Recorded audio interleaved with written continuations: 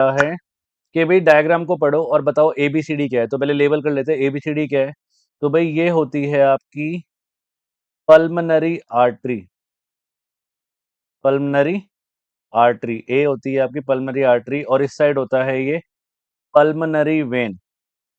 ठीक है, pulmonary when के थ्रू है ना हार्ट में है ना ब्लड एंटर करता है, ऑक्सीजनेटेड ब्लड। ठीक है, डी है आपका वेना कावा, वेना कावा। और सी है आपका ऑर्टा। ऑर्टा आपकी मेन आर्टरी होती है जिससे वो हार्ट से क्या रहता है, ब्लड पूरा सर्कुलेट होता है।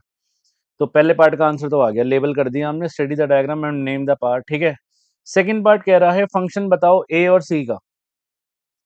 ए, पल्मनरी आर्टरी का फंक्शन बताओ। तो पल्मनरी आर्टरी, मुझे एक बात बताओ, सारी की सारी आर्टरी जो है वो ऑक्सीजन ब्लड कैरी करती है ना, बट एक्सेप्ट पल्मनरी आर्टरी। ध्यान से देखो, ये पल्मनरी आर्टरी निकल कहाँ से रही है, ये हार्ट से निकल रही है, यहाँ से, ये यहाँ से ऐसे निकल रही है और यहाँ पे जा रही है। मतलब ये कहाँ से निकलेगी, ये होता था राइट एट्रियम, ये होता था right ventricle.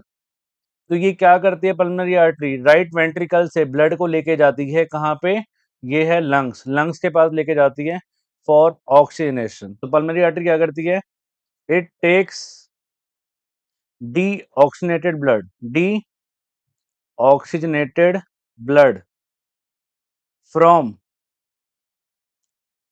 from right ventricle, नीचे राइट वेंट्रिकल होता है, from right ventricle to lungs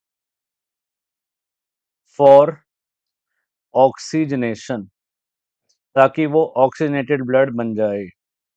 ठीक है, अब वो कह रहा है मुझे सी पार्ट का भी काम बता दो, सी पार्ट का काम क्या है। तो सी तो आपकी मेन आर्टरी है। सी देखो, सी कहाँ से जा रहा है, देखो ध्यान से देखो, ये है ना, ये सी कनेक्ट कर रहा है सी को, ध्यान से दिख रहा है आपको। तो ये कहाँ से जा रहा है, ये, और ये होता था मेरा लेफ्ट वेंट्रिकल। ठीक है, तो सी क्या करता है, it carry oxygenated blood, oxygenated blood from left ventricle, या लेफ्ट वेंट्रिकल होता था, from left ventricle to aorta, to all to aorta to all parts of the body. ये क्या करता है, ये ऑक्सीजनेटेड ब्लड को क्या करता है, लेफ्ट वेंट्रिकल से पूरी बॉडी के पास ब्लड को लेके जाने का काम करता है। कौन, ऑर्टा करता है, सी। ठीक है, मेन आर्टरी होती है हमारी ये।